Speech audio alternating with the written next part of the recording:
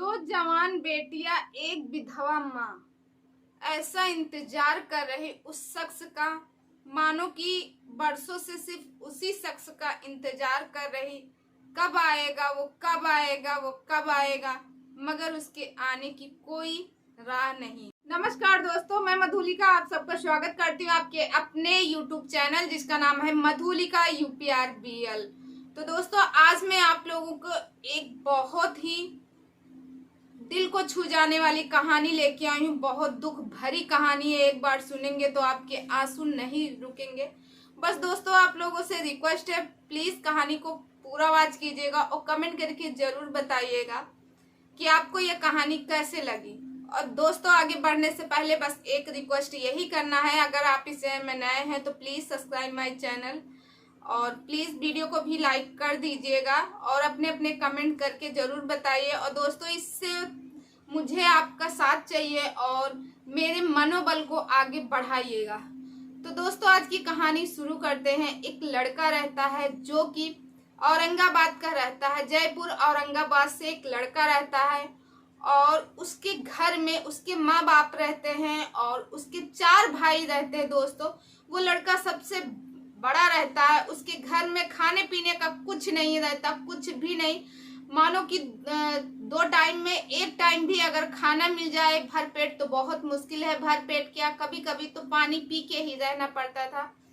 जब ये लोग तीनों 4 भाई बहन जब अपनी माँ से खाना मांगते थे तो उनकी माँ गुस्से के मारे, क्योंकि वो झल्ला जाती थी, गुस्से के मारे अपने बेटे को मार भी देती थी। इसकी वजह से दोस्तों, जो उनका बड़ा बेटा था जिसका नाम सुरेश था, सुरेश को एक दिन वो अपनी माँ से खाना मांगा। उसकी माँ गुस्से के मारे, क्योंकि उनके पास कुछ नहीं था, वो दुखी थी, गुस्से के मारे अपने बेटे को मार देती है। जब बेटे को मार देती है सुरेश को, सुरेश उस दिन गुस्सा होके घर छोड़ देता। दोस्तों, वो घर छोड़ देता है और फैसला करता है कि हम मुंबई जाएंगे। तो दोस्तों, वो मुंबई जाता है और मुंबई जाने के बाद दोस्तों वो पहुंचता है मीरा रोड। मीरा रोड में जब पहुंचता है दोस्तों, स्टेशन में उतरता है। 2 दिन उसको लगते हैं, मतलब जब पहुंचता है 2 दिन हो गए उसको, और वो जाके एक पार्क में बैठता है, देखता है वहां बहुत सारे बच्चे मैच खेल रहे हैं। तो जो सुरेश रहता है वो भी खेलने लगता है उन बच्चों के साथ में, क्योंकि वो बच्चे जो हैं दोस्तों टीम बना के खेलते हैं। एक टीम में सुरेश भी हो जाता। अच्छा, जब बच्चे सारा गेम ओवर हो जाता, क्रिकेट खेलते हैं, जब गेम ओवर हो जाता, बच्चे अपने अपने घर के लिए जाने लगते हैं। किसी का घर रहता, किसी का रूम रहता है, मगर जो सुरेश रहता है, सुरेश कहाँ जाए, क्योंकि ना तो उसका कोई घर था और ना वो 2 दिन से कुछ खाया पिया था। बच्चों के साथ खेल रहा था तो उसका थोड़ा टाइम निकल गया। अच्छा, और फिर उसके बाद तो दोस्तों वहां का जो गार्डन का जो गार्ड रहता है वो पूरे पार्क को मतलब देखता है कि यहाँ कौन है, कोई छुपा तो नहीं। पूरे वॉचमैन पूरे पार्क को देखता है कि कोई छुपा तो नहीं, उसको बाहर कर दे। मगर सुरेश जो है छुप जाता है कि ये जो वॉचमैन है मुझे ना देख पाए। तो दोस्तों, वॉचमैन उसे नहीं देख पाते और पार्क का जो गेट होता वो बंद कर दिया जाता, क्योंकि रात में अक्सर क्या रहते, जो शराबी लोग आके वहां गंदगी फैलाते थे, वहां लेटते थे। तो इसकी वजह से वॉचमैन को रखा गया था।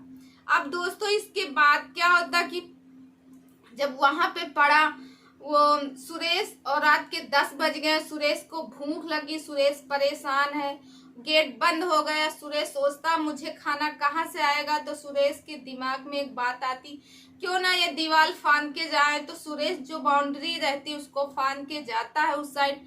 जब बाहर देखता है तो एक ठेले लगाए हुए हैं, ठेले वाला, और वो अंडे बेच रहा।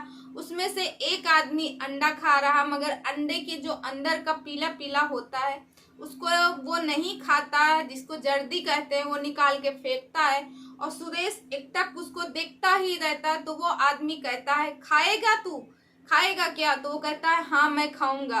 तो वो कम से कम 10 से 12 अंडे खाते हैं, सारे का बीच बीच कर निकाल के वो सुरेश को दे देता। सुरेश उसको खा लेता। अब सुरेश आज 2 दिन बाद कुछ उसके पेट में गया था, थोड़ी सी उसको शांति मिलती है। फिर उसके बाद सुरेश सोचता और फिर बैठा रहता। अब रात के 10 बज गए। अब जो ठेले वाला रहता वो भी चले जाते हैं, जितने कस्टमर रहते सब चले जाते हैं, वहां सुनसान हो जाता। सुरेश को डर लगने लगता, क्योंकि वो मात्र 12 साल का बेटा रहता, लड़का रहता। फिर वो दीवार फांद के फिर उसी गार्डन में जाता और वहां छुपके से जाके बेंच में एक सो जाता। जब बेंच में सो जाता है दोस्तों, और सुबह जब मॉर्निंग में सारे लोग आते हैं पार्क में टहलने के लिए, देखता है कि वो लड़का सो रहा है, उसको जगाते हैं। जगाने के बाद वो जमीन में जाके लेट जाता, क्योंकि रात भर वो कहाँ सो पाता दोस्तों, उसके मच्छर काट काट के वो परेशान हो जाता, उसको नींद नहीं आती है, मगर फिर भी वो वहां लेटा रहता है। और फिर वो सुबह जब सोता है तो कुछ लोग कहते हैं, लोग आजकल के बच्चे छोटे छोटे बच्चे हैं, सोट के दाम भूले नहीं, बताओ अभी से नशा करने लगे हैं। मगर कोई उसकी मदद नहीं करता है, वो नशे में नहीं रहता, मगर लोगों को लगता है दोस्तों ये नशे में है। फिर उसके बाद दोस्तों सारे लोग चले जाते, फिर दूसरे दिन होता, ऐसे करके सुरेश के तीसरा दिन होता। तीसरे दिन वॉचमैन जो है उसे देख लेता और उसे वहां से निकाल देता है दोस्तों। तो दोस्तों जब वो बाहर आ जाता है, आज 3 दिन हो गया, उसने कुछ खाया नहीं है। फिर उसके बाद जैसे ही बाहर आता है तो उसे पता चलता है वहीं पे एक जगह शंकर जी का मंदिर रहता, वहां पे भंडारा चल रहा था दोस्तों। वहां सुरेश जाता है, भंडारे से पूरी और सब्जी ले खाता है पेट भर के, मानो उसकी बरसों से खाना पाया हो, काफी पेट भर के खा लेता है और कुछ पूड़ियों को एक पॉलीथीन में लेके आ जाता है। और दोस्तों फिर उसी दीवार से फिर पार्क के अंदर आता है, क्योंकि रात हो गई थी, और पूड़ी को वहीं पे छुपा देता है, पेड़ पौधों के झाड़ियों के बीच में छुपा देता है कि ये मुझे अगले दिन को खाने को मिलेंगी। फिर उसके बाद दोस्तों अब जो गार्ड रहता, गार्ड फिर उसको भगा देता वहां से। फिर इधर उधर टाइम पास करता है। जब उसको भूख लगती है दोस्तों, फिर वो दीवार फांद के आता है और फिर अपनी पूड़ी खाता है। और दोस्तों उसको मच्छर इतने ज्यादा काटते हैं और उसी पार्क में फिर लेट जाता है दोस्तों, और उसको मच्छर काट काट के उसकी तबीयत खराब हो जाती। दूसरे दिन एक अंकल आते हैं, वो पार्क में टहल रहे थे, एक बेंच में वहीं बैठ जाते हैं। तो वो देखते हैं एक लड़का है, वो कलहर रहा है। सब लोग कहते हैं कि वो नशे में है, मगर अंकल देखते हैं वो लड़का कलहर रहा। अंकल ने कहा अरे ये तो अपनी माँ को याद कर रहा है। वो कहता अरे मम्मी करके जब उसके पास जाते हैं तो जैसे उसको ऐसे हाथ छूते हैं दोस्तों, तो उसके पूरे बुखार से बदन जो है तप रहा था दोस्तों। जैसे ही देखते हैं, अरे कहते हैं इसको तो बहुत तेजी से बुखार है। फिर इसका पूरा हाल पूछते हैं, वो सारा हाल बताता है कि ऐसे ऐसे। फिर उसके बाद वो सोचते हैं इसके साथ कोई नहीं, इसको अगर मैं यहीं छोड़ दूंगा तो ये मर जाएगा, चलो हम इसकी दवा करवाते हैं। उसको जैसे ही उसको साथ में लेके जाते दवा के लिए, 2-4 कदम रखता है दोस्तों, फिर उसके बाद वो जो लड़का रहता सुरेश वहीं गिर जाता है। अब अंकल जी की एज जो रहती 62 से 63 साल के बीच में रहते, वो कैसे भी करके अपने कंधे पे लेके जाके उसको डॉक्टर के यहाँ दिखाते हैं।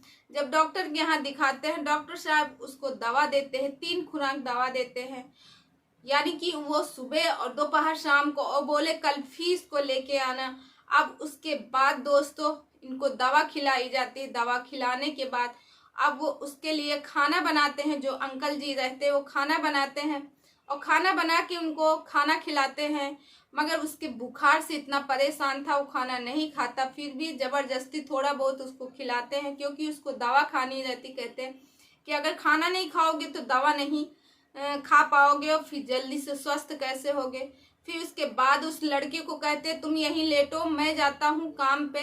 तो दोस्तों जो वो अंकल थे उनकी एज 60 साल के ऊपर हो जाती, उन्हें कहीं काम नहीं मिलता। पहले वो बहुत सारा काम करते हैं, फिर कहीं काम उनको नहीं मिलता है, तो वो दोस्तों आज से 3-4 साल से जो भेल वाला काम रहता भेल लगाते हैं। शाम को चौराहे में जाके वहीं पे भेल लगाते हैं, भेल बनाते हैं। वो अपना सामान लेके चले जाते हैं, रात को 11 बजे तक आते हैं अक्सर।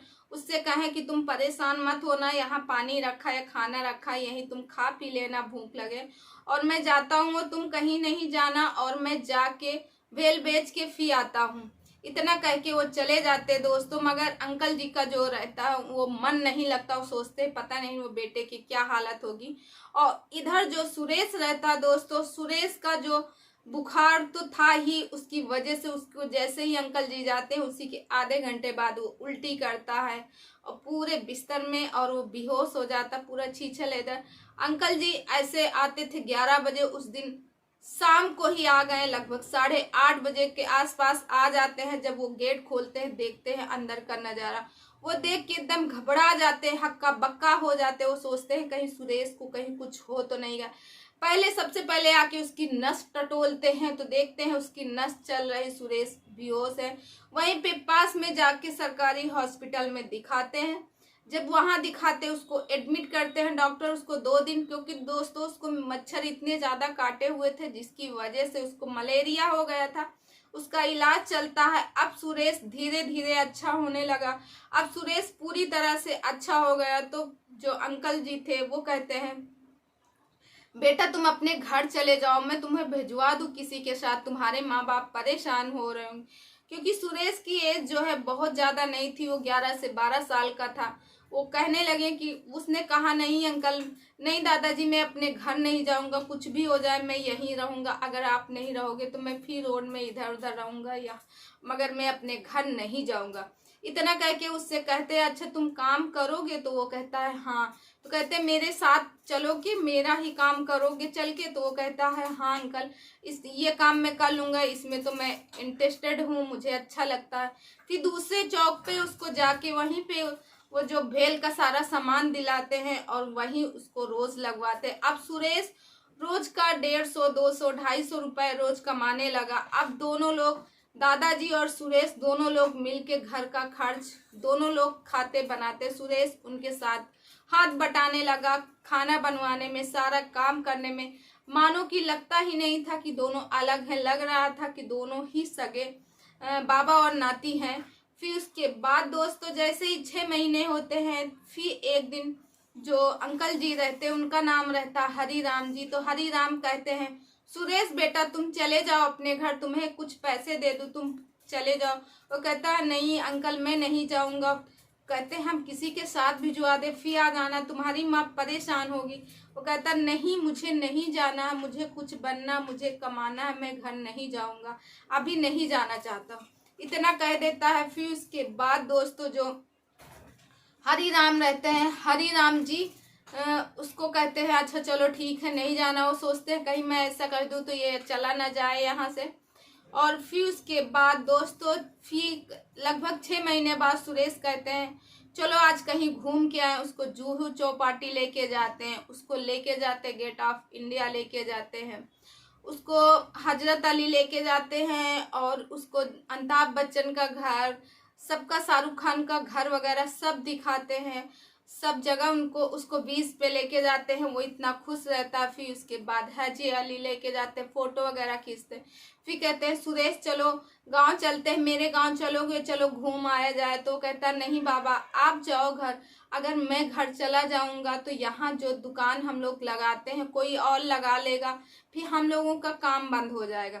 वो कहते हैं अच्छा ठीक है मैं जा रहा हूँ, और तुम अच्छा यहीं जहाँ मैं लगाता हूँ वहीं लगाना जब तक मैं ना आऊँ, नहीं तो कोई और उस जगह पे बैठ जाएगा। इतना कह के वो चले जाते हैं जो बाबा जी रहते हैं।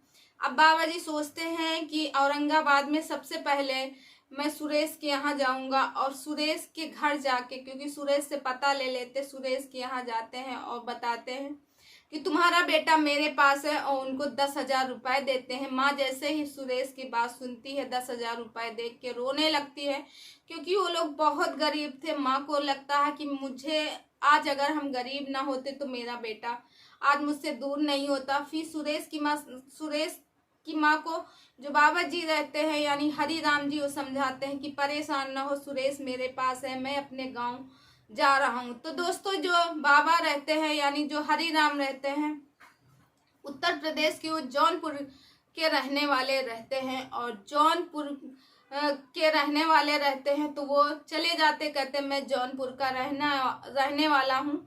तो फिर वो उसके बाद वो चले आते हैं अपने गांव। अच्छा सुरेश वहाँ इंतजार करता है बाबा जी का, 15 दिन बाद आएंगे, महीना भर बाद आएंगे, 2 महीना। अब बाबा नहीं आते, वो परेशान रहता, बाबा आखिर क्यों नहीं आए क्यों नहीं आए। सुरेश वहीं पे रोज काम करता रहा। फिर उसके बाद दोस्तों सुरेश 3 साल बाद अपने घर आता है। वो कम से कम 1.5 से 2 लाख रुपए इकट्ठा कर लेता अपने घर में, अपनी मम्मी को, अपने सबको देता है। गांव के सारे लोग सुरेश को देख के घेर लेते हैं, उसके पास में आते हैं। सुरेश पूरी कहानी बताता है। फिर उसके बाद सुरेश 2 दिन बाद कहता है हम मुंबई फिर वापस जाएंगे। अब सुरेश इस बार अपने भाई को भी लेके जाता और यही काम उसको भेल वाला काम करने के लिए फिर उसको भी कहते हैं। फिर उसके बाद दोस्तों अब धीरे धीरे सुरेश जो है बड़ा हो गया था और सुरेश की दोस्ती बढ़ गई थी। सुरेश इस समय 18 साल का हो गया था। अब सुरेश जो है अब कलर जो पेंटिंग वाला काम है वो करने लगा था दोस्तों। जब पेंटिंग वाला काम सुरेश करने लगा, अब सुरेश बहुत जल्दी काम सीख गया, क्योंकि दोस्तों जो जो एकदम नीचे रहते हैं, जिनको चेष्टा रहती हमें ये काम सीखना है, तो वो बहुत जल्दी काम सीख जाते। सुरेश के अंदर ये भी था कि मुझे हर एक काम छोटा बड़ा नहीं समझता था, वो हर काम ईमानदारी से करता था। इसीलिए सुरेश जो है अब काम शुरू कर दिया, उसका पेंटिंग करने का काम शुरू कर दिया। धीरे धीरे सुरेश जो है 2 साल बाद उसका ठेकेदारी का काम करने लगा, पेंटिंग में ही ठेका लेके लोगों को काम देता था। अब उसके बाद सुरेश लाखों का कमाने लगा। अब सुरेश के भाई वगैरह भी उसी में लगा लिए। फिर उसके बाद सुरेश एक दिन विचार करता है, न जाने बाबा कहाँ होंगे, आज 15 साल बीत गए। फिर एक दिन वो उसी कमरे में जाता है और कहता है कि बाबा को गए आज 15-16 साल हो गए और बाबा उस समय 60 के ऊपर थे। अब पता नहीं बाबा इस दुनिया में होंगे कि नहीं भी होंगे, अब मुझे नहीं लगता कि वो आएंगे। फिर उसके बाद उनका जो सामान रहता है उसको पलट पलट के देखता रहता है दोस्तों। फिर देखता है कि उसमें एक डायरी रहती है जिसमें लिखा रहता है कि मैं उत्तर प्रदेश में जौनपुर का रहने वाला हूँ, और हरिराम करके उनका रहता है। फिर उसके बाद दोस्तों वो विचार करता है कि मैं अब जाऊंगा उत्तर प्रदेश जौनपुर, और उसके पास कई गाड़ी हो जाती हैं, बंगला सब चीज़ हो जाता है, पैसे वाला हो जाता है। फिर अपनी गाड़ी से जो स्कॉर्पियो रहती है उसी के साथ सुरेश जाता है। जब सुरेश जाता है 2 दिन बाद वहाँ पहुँचता है जौनपुर। अब जो बाबा रहते हैं हरिराम जी, वो चारपाई में लेटे रहते हैं। पहले से बहुत ज़्यादा दुबले थे, क्योंकि बुढ़ापा की स्थिति थी, उनको कोई उठाता तो उठते थे, बैठाता तो बैठते थे, नहीं ऐसे पड़े ही रहते थे। अब उसके बाद जब सुरेश ये सब देखता है तो सुरेश गाड़ी में बैठ के ही बाबा को देख के ही पहचान जाता है। सुरेश के आंसू बहना शुरू हो जाते हैं। अब बाबा सोचते हैं पता ही कौन सी गाड़ी है, कौन आया है, ऐसे करके बाबा देखते हैं। जब सुरेश नीचे आता है तो बाबा पहचान नहीं पाते, क्योंकि उसको लगभग उस समय 15 से 16 साल हो गए थे और बाबा ने उसको छोटे में देखा था। हरिराम जी उसको पहचान नहीं पाते हैं। अब सुरेश कहता बाबा क्या मुझे पहचाने नहीं, मैं हूँ, मैं आपका सुरेश। ऐसे करके जब सुरेश कहता है कि मैं आपका सुरेश हूँ, तब बाबा कहता अरे ये तो सुरेश है, मुझे पता था सुरेश कि तुम एक दिन मेहनती हो, मेहनत करने वाले, तुम कुछ करके दिखाओगे, मुझे पहले ही यकीन था। फिर उसके बाद कहता बाबा आप क्यों नहीं आए, मैं आपका बहुत इंतजार कर रहा था। तब उसके बाद बाबा बताते हैं कि बेटा जैसे ही मैं मुंबई से तुम्हारे घर गया, वहां से यहाँ आया, तो मैंने देखा मेरा सबसे बड़ा बेटा जो गया प्रसाद है उसकी बहुत ज़्यादा तबीयत खराब है, और मैं उसकी देख रेख करते ही रहा, और 1 हफ्ते के अंदर वो हम सबको छोड़ के इस दुनिया से चला गया। अपने पीछे 2 बेटियां, 1 बेटा और 1 बहू जवान छोड़ के चला गया। अब इनको छोड़ के मैं कैसे आऊं? बेटा वैसे तो मेरे 2 बेटे और हैं, मगर जैसे ही वो मेरा बड़ा बेटा ख़त्म हो गया, उसके बाद उसके दोनों छोटे भाई थे वो भी यहाँ से लखनऊ चले गए। वो आज तक वापस नहीं आए, वहीं रहते हैं, क्योंकि सोचते हैं इनका कौन सेवा पानी करेगा, तो मैं कैसे भी करके इन लोगों का घर चला रहा था, देख रहा था। और जो हरिराम रहते, उनकी पत्नी रहती, उनकी बहू रहती। ये सब बाबा जैसे ही बात कर रहे थे, तब तक अंदर से जो हरिराम की ये हालत देख के मानो सुरेश के आंख से आंसू नहीं रुकते। सुरेश इतना रोता है, क्योंकि हरिराम ने उनकी जब सुरेश की वो किया था तो किसी निस्वार्थ किया था, उसमें कोई स्वार्थ नहीं था। फिर उसके बाद जो सुरेश रहता है उनको पैसे देते हैं, और फिर उसके बाद जो उनके घर की बेटियां रहती उनका ख्याल रखते। सुरेश मुंबई चला जाता, वहां से पैसा भेजता रहता, उनके घर का खर्चा चलता रहता। एक दिन सुरेश की शादी होती फरवरी में, पूरी फैमिली को बुलवाता है औरंगाबाद, वहां सब लोग जाते हैं, उनका बहुत अच्छे से स्वागत करता। फिर सुरेश अपनी शादी के बाद जो उनकी दो नातिन थी, दो नातिन की शादी, क्योंकि उन दोनों नातिनियों को अपनी छोटी बहन मानता, उनकी शादी धूमधाम से करता। और जो एक नाती था, क्योंकि जब उनका गया प्रसाद गए थे, गया प्रसाद के जाने के समय वो 5 साल का बेटा रहता, इस समय वो लगभग 20 साल का था, 20 साल होने वाले थे, उसको वहीं जाके पेंटिंग का काम करवाते हैं। और आज दोस्तों उन दोनों परिवारों में है तो कम से कम 10 से 1500 किलोमीटर की दूरी में है, मगर आज भी दोनों परिवारों में प्रेम व्यवहार बना हुआ है और आज भी अच्छे से ये फैमिली चलती है।